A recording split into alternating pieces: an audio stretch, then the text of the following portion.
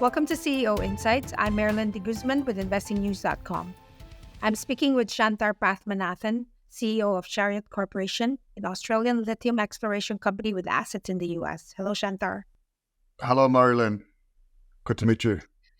So this is the first time that we're having a conversation in an interview. For the benefit of our investor viewers, could you provide sort of an overview of the company? What are the three most important things you'd like the investors to know about Chariot?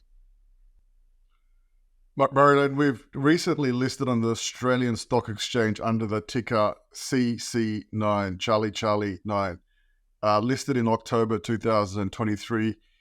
We are a US lithium story about making lithium in America for the American market.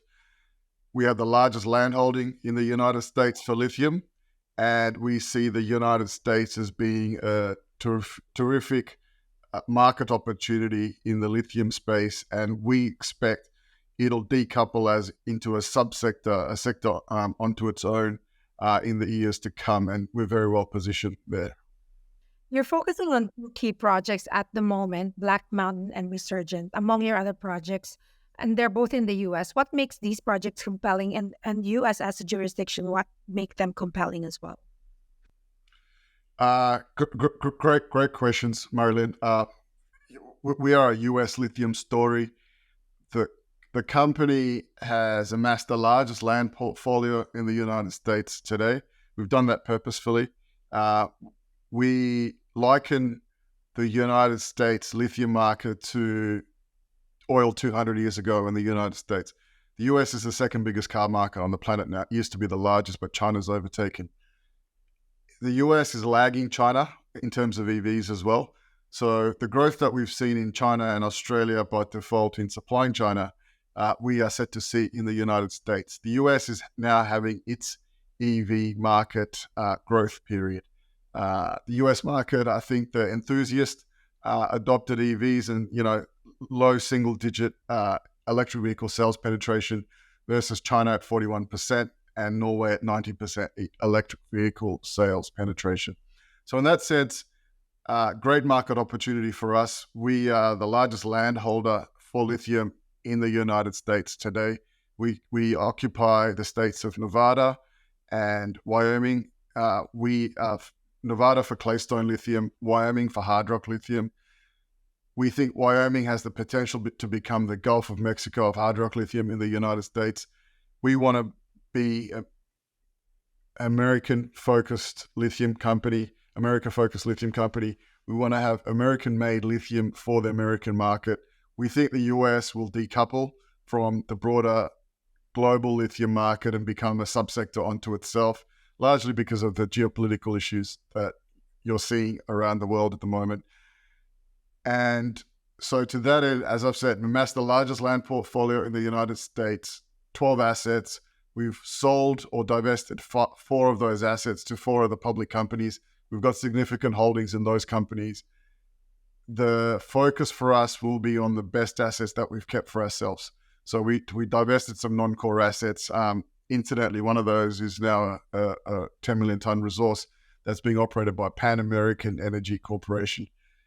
We've kept the best assets, nevertheless, for ourselves. And of those, the best Black Mountain on the hard rock lithium side in Wyoming and Resurgent on the claystone lithium side in the McDermott Caldera. But Black Mountain has got some 40 outcropping pegmatite dikes, similar to what you would have seen at Pilgangoora, or Kathleen Valley or Mount Holland 10 years ago in Western Australia.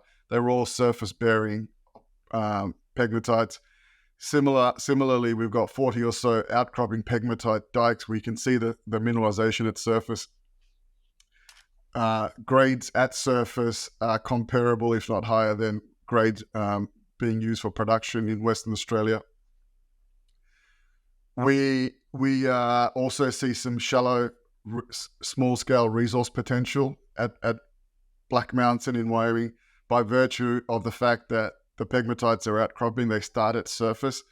We've drilled this particular property, encountered mineralization at about 1% lithium oxide, from depths as shallow as 1.74 meters below surface, all the way down to 45 meters below surface. So significant potential at Black Mountain, and more to come on that property. That is our imminent focus. Number 2, Resurgent, next door to Lithium Americas Thacker Pass project.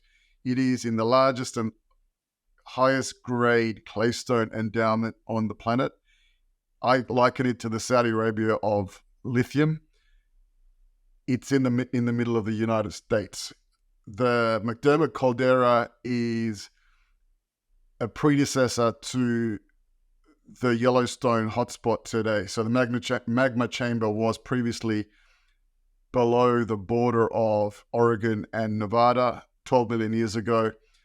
That exploded, erupted, I should say, and gave rise to a massive caldera, a massive depression into which a lake was formed, a paleo lake.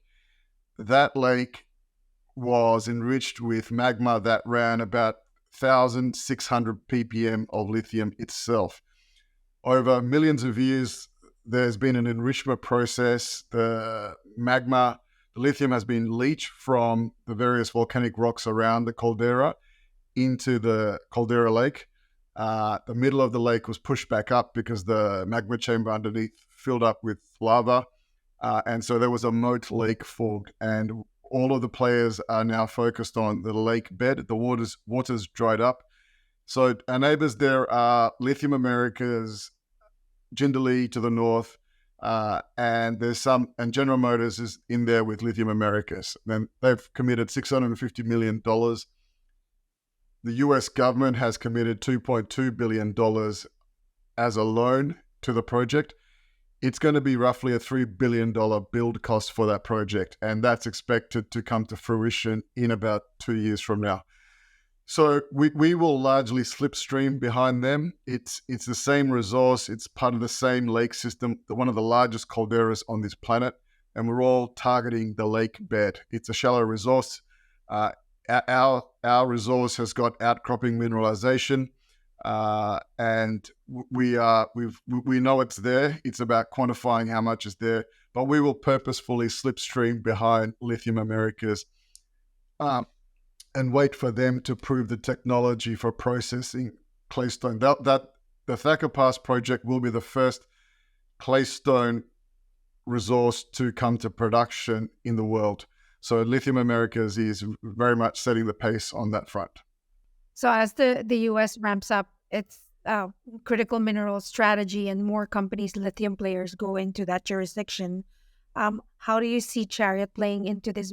In what role do you see Chariot playing here against that, growing and merging market? Yeah. So the lithium industry is really getting going right now, Marilyn, and we liken lithium in the US today to oil in the US 200 years ago. So we will be one of the pioneers. We're the largest landholder for lithium, and we've purposefully gone broad and picked up multiple assets because that, we believe, would have been the prudent strategy in oil, and that's certainly what was done by Rockefeller and Getty and so on in the beginning of the oil age. Similarly, we are acquiring land, and we want to build a land bank. However, we do want to bring one of the assets into production at the soonest, just so that we can use the cash flow to further deploy on our strategy to amass a large land position. So the United States will eventually be one of the largest lithium markets in the world. There's tremendous fund flow into the United States EV value chain, from the chemical processing of powders for the lithium batteries to lithium battery cell manufacturing capacity, which is expected to grow tenfold by 2030, to charging stations, and more particularly fast charging, which is the exciting technology that's being deployed in China today. So being able to charge a car in 10 minutes or so. So I think that kind of investment and development will rapidly push the EV market forward in the United States, and we want to be there when that happens. As I said, I think the next 10 years in the United States is going to look like what Australia and China looked like over the last 10 years in a lithium market sense. And the great opportunity is that we can make American-made lithium for the American market. So distinct from the Chinese opportunity, America can become self-sufficient like it has become in oil and gas over the years. So it's the largest second largest auto market in the world today, and poised for significant growth on the electric vehicle side, especially as mass market adoption happens in electric vehicles. You also mentioned earlier you have a strategy for short-term production for immediate cash flow. Could you elaborate on this strategy? Marilyn, we're vigilant about the effects of dilution on our valuation. Going forward, we've amassed a great portfolio of great assets with mineralization at surface, but we are conscious and vigilant on the effects of dilution. So in order to combat that, what we are now looking at is potentially taking advantage of a system in the United States, in Wyoming, for small-scale mining. And there is a permitting system for that, permitting process for that, and we are looking closely at that. To the extent that that can happen, it could be very meaningful for the company. It would mean potentially early cash flow and a way to manage dilution of our valuation going forward. So that I think is an exciting opportunity for the company, and it exists because we're dealing with surface mineralization. So what you can expect is us to focus more on delineating a shallow resource as opposed to a large-scale resource at depth.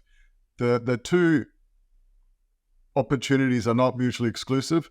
So while we are working on a shallow, small-scale resource, that will be instructive for the work that we're doing on the large-scale potential of the same property. So we've got something like 6,600 acres at Black Mountain. The small-scale mining permits by default are 10 acres per year of mining activity. So that's what we are currently focused on, Marilyn. So if you're talking to an investor at the moment, what makes Chariot a compelling investment opportunity? Chariot provides the greatest exposure to the US lithium market. We believe the US lithium market will see the type of value creation and growth that has played out in Australia, which is largely tooled to supply the Chinese electric vehicle market over the last 10 years.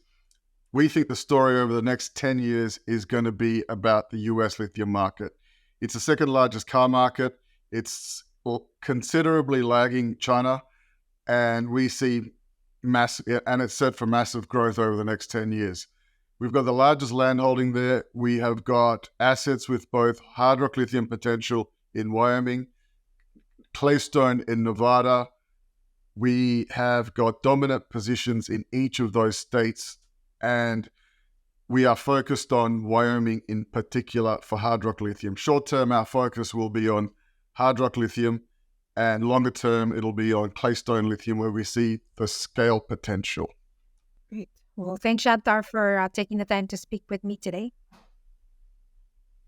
Pleasure, Marilyn. Thank you for having me. And thanks, everyone, for watching. Join us again next time for another edition of CEO Insights. If you like this video, like or leave a comment below. We'd love to hear from you. And if you haven't already done so, subscribe to our YouTube channel for more exclusive interviews and updates.